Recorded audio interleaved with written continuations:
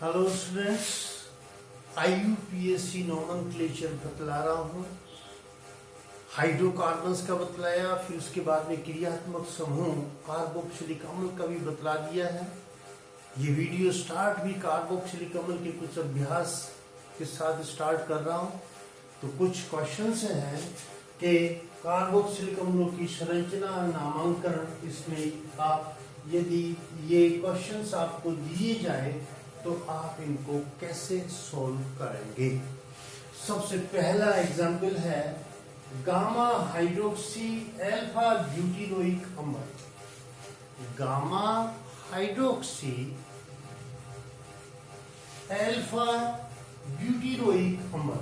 तो यहां से आपको ब्यूटेरिक अम्ल यहाँ कह दिया जाए। ये मैंने ब्यूटेनोइक अम्ल लिख दिया है, लेकिन मुझे दिखना चाहिए था ब्यूटेरिक अम्ल। ब्यूटेरिक अम्ल, खैर कोई नहीं। जो अब अपने को 4 कार्बन लेंगे यहां पर, ये CH3 CH गामा, कौन सा अल्फा, बीटा और ब्यूटेनोइक अम्ल, ये CHCOOH। 4 कार्बन करेंगे और ब्यूटेनोइक अल्फा ब्यूटेनोइक अम्ल, अल्फा कार्बन ये होता है अल्फा कार्बन। और उसके बाद में गामा हाइड्रोक्सी, गामा ये अल्फा, ये बीटा और ये गामा। यहां 2 हाइड्रोजन हटाई और यहां पर OH लगा दिया। तो इसको हम बोलेंगे कि गामा हाइड्रोक्सी अल्फा ब्यूटेनोइक अम्ल। विद्यार्थियों, पुरानी पद्धति में नामांकन जब हम नंबरिंग करते थे तो 1 2 3 4 की जगह अल्फा बीटा गामा का भी प्रयोग किया गया था, लेकिन वो सुविधाजनक नहीं था। इसलिए अब अपने को IUPAC में जो नंबरिंग होती है वो 1 2 3 4 के आधार पर होती है। तो इसका नाम अपने यहां से लिखेंगे। फिर दूसरा और मैं बताता हूं कि फंक्शनल ग्रुप को छोड़ करके लंबी श्रृंखला में जो पहला कार्बन होता था उसी को ही अल्फा कार्बन कहते थे। लेकिन IUPAC में फंक्शनल ग्रुप की कार्बन भी लंबी श्रृंखला में जोड़ी जाती है। इसलिए यहां पर ये 1, ये नंबर 1, 2 और ये 3 और ये 4। तो इसका नाम हो जाएगा 2 ब्यूटीन 2 ओइक एसिड। ब्यूट 2 इन, यदि ब्यूट 2 इन, ये ओइक एसिड को इनोइक एसिड या इनोइक अम्ल, सिंपल नाम हो जाएगा ब्यूट 2 इनोइक अम्ल। और यहां चौथे कार्बन पर क्या लगा है, और हाइड्रोक्सी, 4 हाइड्रोक्सी ब्यूट 2 इनोइक अम्ल इसका सही नाम होगा। उसके बाद में दूसरा एग्जाम्पल लेता हूं मैं, दूसरा एग्जाम्पल लेता हूं मैं 2 एथिल ब्यूटेनोइक अम्ल। 2 एथिल ब्यूटेनोइक अम्ल, इसको नोट कर लिया होगा आपने। इसका एग्जाम्पल, नया एग्जाम्पल लेता हूं 2 एथिल ब्यूटेनोइक अम्ल। ब्यूटेनोइक अम्ल CH3 CH CH2 और COOH। इसको आप 3 कीजिए, 2 नहीं, सॉरी, इसको आप 3 करें तो ये 2 एथिल, यहां C2H5, 3 एथिल, 1 2 3 एंड 4, ये आपका नाम है। तो ये 3 एथिल ब्यूटेनोइक अम्ल, ये 3 एथिल ब्यूटेनोइक अम्ल का सूत्र आपने लिख दिया है। और यदि इस सूत्र को आप अच्छी तरह से इसकी जांच करेंगे तो इस सूत्र के नामकरण में गलती है। क्यों? क्योंकि इस सूत्र को यदि मैं ऐसे लिख दूं CH3 CH CH2 और C2H5 को बढ़ा करके लिखो और CH2 COOH। अब आप बस देखो, अब आपको, इसलिए मैंने पहले अपने वीडियो में बताया है कि एथिल समूह C2H5 जो होता है इसको इस तरह से लिखा करो जिससे लंबी श्रृंखला की कोई गलती नहीं होगी।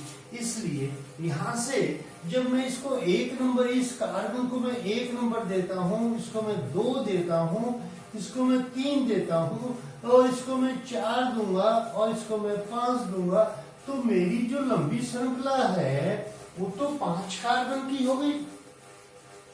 इसलिए इस यौगिक का नाम होगा पेंटेनोइक एसिड और पेंटेनोइक में 3 मेथिल, 3 मेथिल, 3 पे मेथिल शब्द लगाएंगे और पेंटेनोइक अम्ल, पेंटेनोइक अम्ल इसका नाम पेंटेन, 3 मेथिल पेंटेनोइक अम्ल। सो इसका सही नाम 3 एथिल ब्यूटेनोइक अम्ल का नाम हो जाएगा 3 मेथिल पेंटेनोइक अम्ल। उसके बाद में है 3 मेथिलिडीन पेंटेनोइक अम्ल। नेक्स्ट तीसरा एग्जाम्पल, आपने क्या, कौन सा एग्जाम्पल है? 3 मेथिलिडीन पेंटेनोइक एसिड। तो फिर अपने पेंटेनोइक एसिड का बनाते हैं skeleton CH3 CH2 C double bond CH2 और CH और CH2 COOH। तो ये तो बिल्कुल करेक्ट नाम है, यानी कि 3 मेथिलिडीन। मेथिलिडीन मैंने बताया है, बहुत दफा बताया, मेथिलिडीन ये CH2 डबल बॉन्ड होता है। तो अब आपको ये क्या करना है, 3 मेथिलिडीन पेंटेनोइक एसिड। तो मैंने तो आपको लंबी श्रृंखला ये 1 2 3 4 और ये 5 इस तरह से आपको, इसने आपने ये लिख लिया, इसको ट्रिपल बॉन्ड न मान करके इसको कार्बन, एक कार्बन मानेंगे। तो ये 1 कार्बन 2 3, ये जैसा नाम 3 मेथिलिडीन पेंटेनोइक अम्ल हो गया, इसका सूत्र लिख दिया, लेकिन ये सूत्र गलत है। अब अपने को जब ये डबल बॉन्ड या ट्रिपल बॉन्ड होते हैं तो लंबी श्रृंखला में डबल या ट्रिपल बॉन्ड को शामिल करना होता है। लंबी श्रृंखला जो का चयन करेंगे, तो यहां पहले वाले केस में तो 3 एथिल था, उसमें तो सभी सिंगल बॉन्ड थे, इसलिए 5 कार्बन की श्रृंखला बन गई। लेकिन इस केस में ये डबल बॉन्ड आपको इसमें शामिल करना पड़ेगा, इसलिए इसका सूत्र ये हो जाएगा ये, और इसका नाम होगा, यहां पर क्या नाम लिखेंगे, ये ब्यूटेनोइक 1 2 3 4 ब्यूटेनोइक एसिड हो जाएगा। तो इसका नाम क्या लिखेंगे, ब्यूट। और उसके बाद में यहां ये 4 और 3 पे डबल बॉन्ड है, ब्यूट 3 इन, ब्यूट 3 इन ओइक एसिड, इनोइक अम्ल, ये नाम हो गया इसका, ब्यूट 3 इन इनोइक अम्ल, ब्यूट 3 इन। अब ये क्या ग्रुप रह गया इसके बाहर, सब्स्टेंट ग्रुप, तो क्या बोलेंगे, 3 ethyl but 3 enoic acid, 3 ethyl but enoic acid.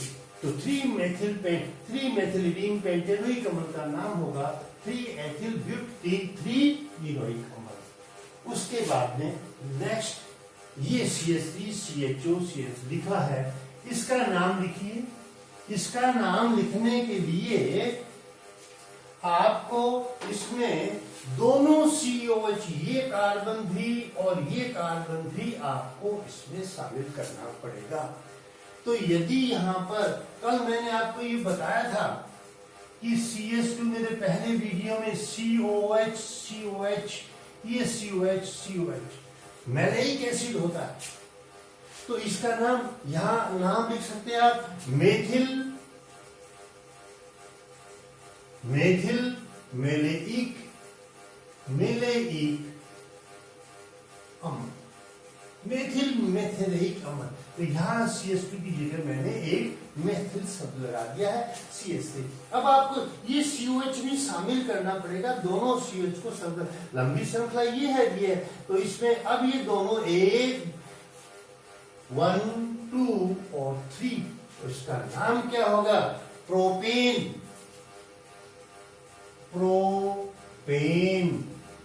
Die oic अम्ल। इस का नाम प्रोपेन डाई ओइक अम्ल हो जाएगा। और यहाँ पर 2 पे क्या है, दूसरे कार्बन पे क्या है? मेथिल समूह है। तो यहाँ पर लिख सकते हैं 2 मेथिल प्रोपेन डाई ओइक अम्ल। तो इस सूत्र का नाम हो गया।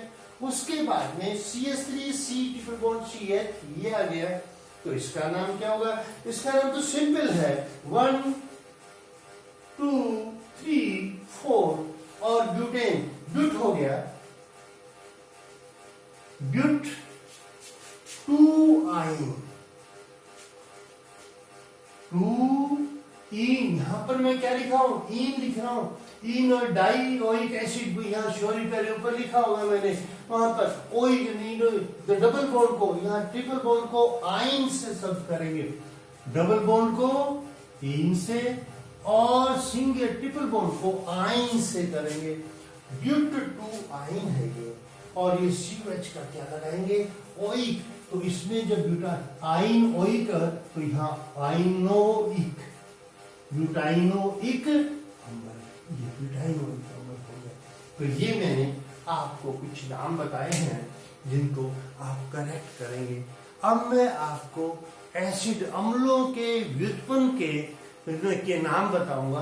तो अम्लों के व्युत्पन्न के कौन कौन से अम्लों के व्युत्पन्न होते हैं, उनके मैं आपके सामने बोर्ड पे लिखूंगा और उनको आप क्या करेंगे? नोट कर लेंगे। ये कार्बोक्सिलिक अम्लों के व्युत्पन्न हैं। और कार्बोक्सिलिक अम्लों के व्युत्पन्न का मतलब कार्बोक्सिलिक अम्लों से बनाए गए यौगिक, और वो 4 प्रकार के होते हैं।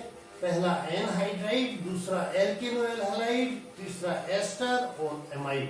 अब अपने इन चारों को एक एक को के उदाहरण लेंगे और इनका IUPAC में नाम लिखेंगे। सबसे पहले एनहाइड्राइड आते हैं। जब भी दो, मान लो ये RCOOH है और ये भी RCOOH है, दो ये अम्ल आ गया हमारे। ये क्या आ गया? अम्ल।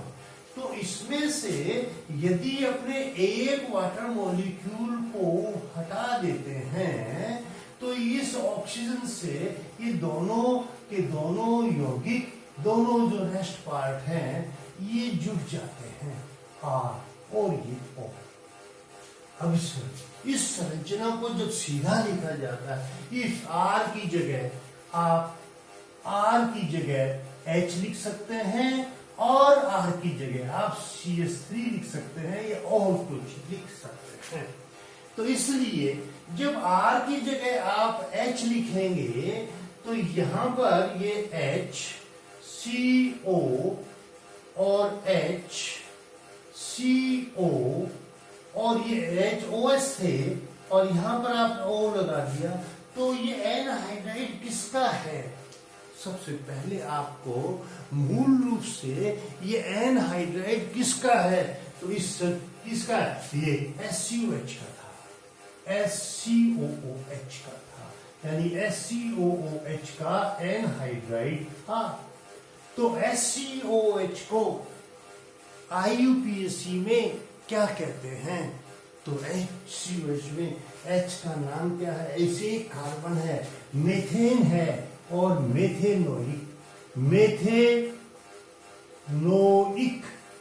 मेथेनोइक, ये तो मेथेनोइक अम्ल है। और ये क्या हो जाएगा? Methanoic anhydride.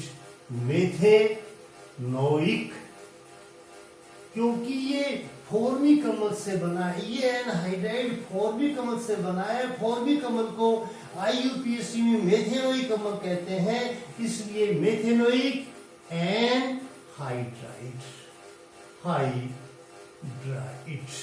एनहाइड्राइड बस एसिड का, आपको एसिड पहचानना है कि कौन से एसिड का ये एनहाइड्राइड है, उसी का नाम आपको लिख देना है।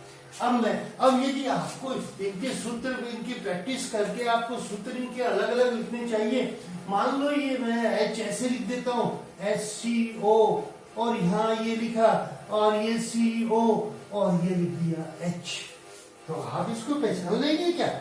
ये भी, ये सूत्र और ये सूत्र बराबर है, HCO, तो दोनों तरफ HCO लिख करके एक ऑक्सीजन को पार्ट में यहाँ पर जोड़ देंगे।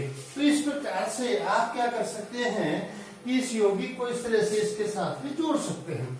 तो इसका नाम हो गया मेथेनोइक एनहाइड्राइड। अब मैं मान दो इस R की जगह CH3 लिख देता हूं। क्या लिख देता हूं? CH3। तो CH3 लिख देने से ये क्या बन जाएगा? CH3COOH हो जाएगा। यहाँ CH3COOH हो जाएगा, ये एसिड हो गया। इसका नाम क्या चीज है? Acidic anhydride. तो इसलिए पुरानी पद्धति में इसको इससे बने एनहाइड्राइड को इससे बने, ये जो एनहाइड्राइड बनेगा CH3COC, बस केवल अंतर इतना ही, यहाँ पर H की जगह CH3 लगा दिया और यहां से ये O लिख दिया। तो इसको एसिडिक एनहाइड्राइड कहते हैं। पुरानी पद्धति में क्या कहते हैं? Acidic anhydride. लेकिन IUPAC में क्या कहेंगे? IUPAC में तो इसका नाम जानना पड़ेगा। इसका नाम है, 2 कार्बन है, 2 कार्बन को एथेनोइक अम्ल, एथेनोइक अम्ल है ये। 2 कार्बन एसिटिक अम्ल का IUPAC में नाम क्या होगा? एथेनोइक अम्ल। और एथेनोइक अम्ल से बने एनहाइड्राइड को क्या कहेंगे? Ethanoic anhydride.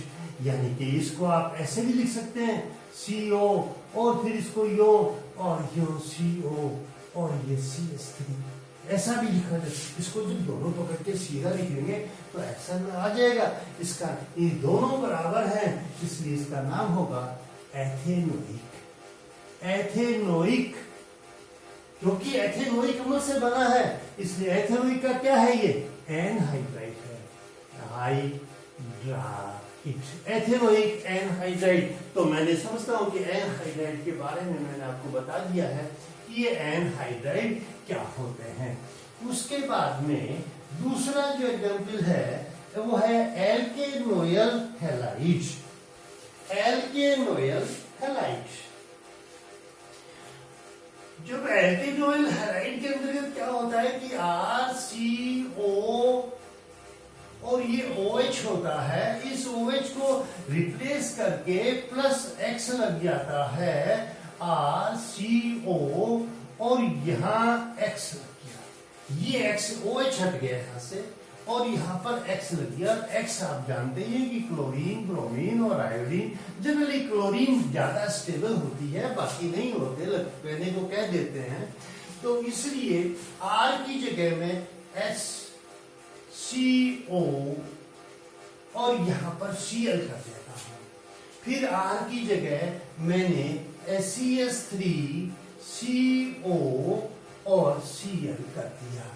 फिर R की जगह ऐसे ही करते चले जाओ, CH3, CH2 और COCl कर दिया।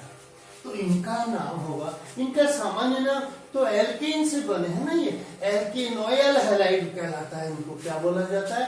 एल्केन। तो यहाँ पर इसमें देखेंगे कि कार्बन कितनी है? 1, इसलिए ये इसका नाम जो होता है पुरानी पद्धति में formal chloride, formal chloride, chloride पुरानी पद्धति का। इसका नाम acetyl chloride, acetyl acetyl chloride. फिर इनके नाम तो आपको आईयूपीएसी में ही लिखने पड़ेंगे। फॉर्मिकोलाइड का आईयूपीएसी में नाम क्या होगा? तो इसमें है काम क्या है? एक ही मेथड, एक ही कार्बन है, इसलिए ओयल शब्द लगाएंगे, ओयल हैलाइड। एल्केन में ओयल जोड़ देंगे तो ये कितना कार्बन है इसमें? एक है, तो इसका नाम हो जाएगा मेथेनोयल और क्लोराइड। मेथेनोयल क्लोराइड, ये मेथेनोयल क्लोराइड हो जाएगा फॉर्मूला, क्योंकि एक कार्बन है। इसमें कितनी कार्बन है? दो कार्बन है। दो कार्बन के लिए यहां पर क्या नाम लिखेंगे इसका? एथेनोयल क्लोराइड। इसका नाम क्या होगा? एथेनोयल क्लोराइड, एथेनोयल क्लोराइड। और इसका नाम क्या होगा? तीन कार्बन है तो प्रोपेनोयल, प्रोपेनोयल क्लोराइड, प्रोपेनोयल क्लोराइड ये बन जाते हैं। इस प्रकार से आप एल्केन ऑयल, आपको ध्यान रखना है कि एल्केन ऑयल, एल्केन में ऑयल को जोड़ना है। कार्बन एक होगी तो मेथेन ऑयल, दो कार्बन होगी तो एथेन ऑयल, और तीन कार्बन होगी तो प्रोपेनोयल क्लोराइड। तो इस प्रकार से एसिटिल क्लोराइड का आईयूपीएसी में नाम एथेनोयल क्लोराइड होता है। उसके बाद में अब मैं आपको बताता हूं एस्टर। एस्टर के लिए आपको कुछ जानना पड़ेगा। एस्टर क्या होता है?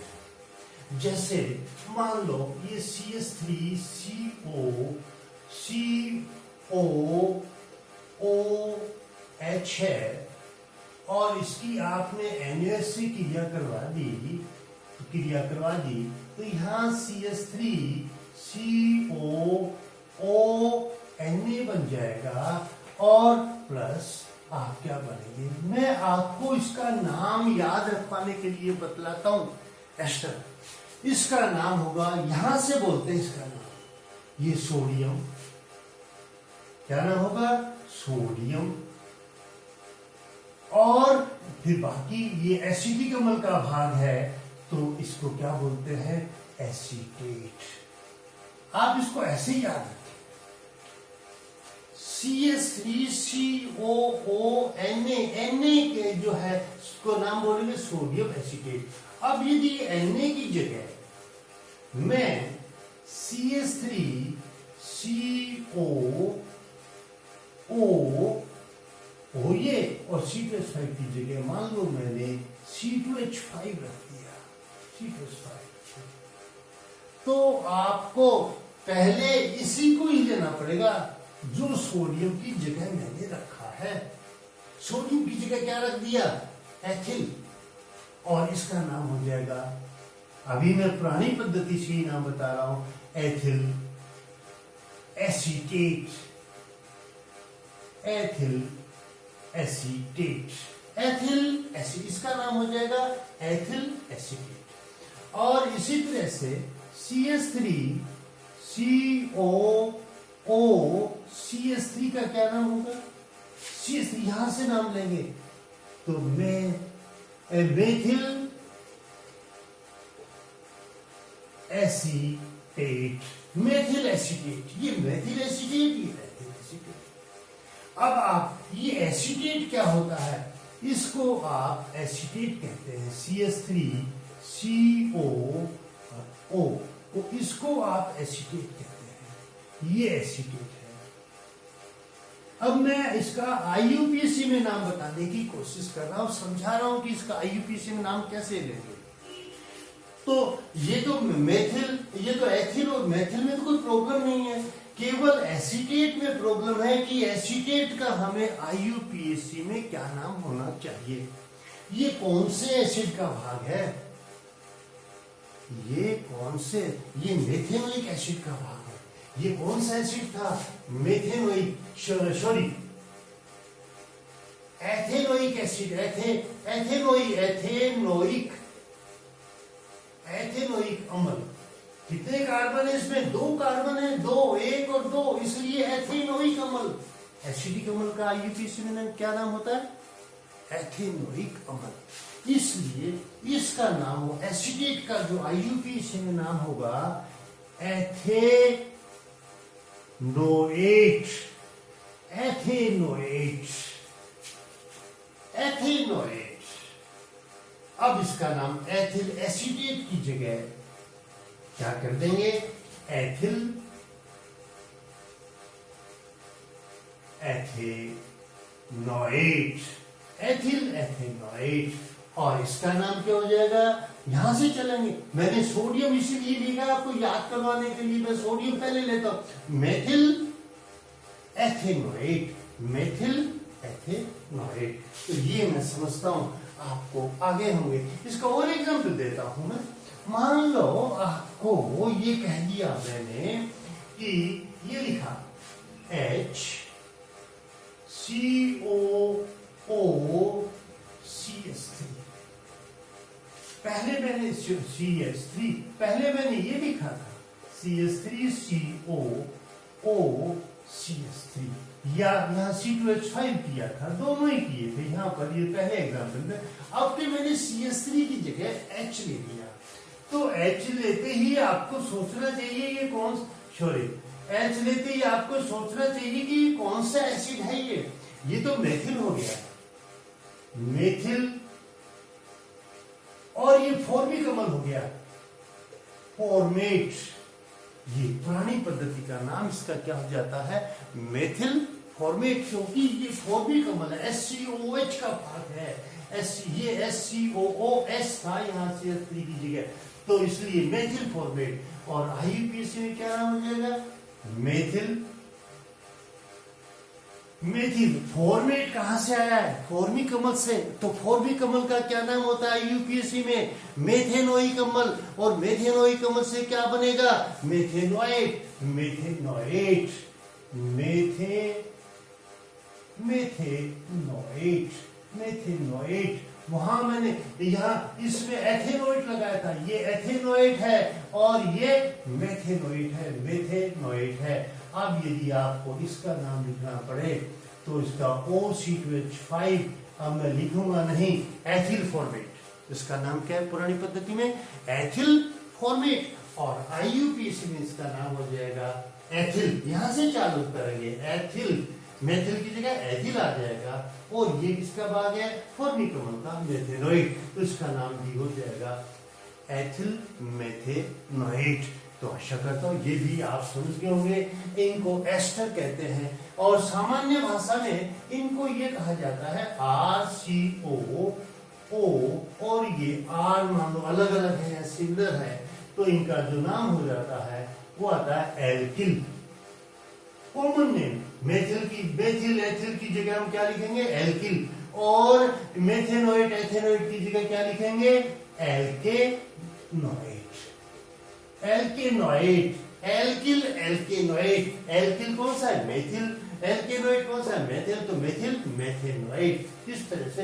तो एल शब्द मैंने अपने पहले वीडियो से हमेशा आपको यही कहता आया हूं कि एल्क वगैरह बगैर पीछा नहीं छूटेगा। एल्क को अच्छी तरह से जानिए। मेरे पहले, सबसे पहले वीडियो में मैंने बताया था कि जितने भी यौगिक होते हैं उनके कॉमन नेम जब भी लिखे जाएंगे तो एल्क जरूर लगेगा, एल्क जरूर लगेगा। तो एल्क को जरूर समझिए मेरे पहले वीडियो में जाकर के कि ये एल्क होता क्या है। तो यहां से मैंने आपको एस्टर के नाम बता दिया।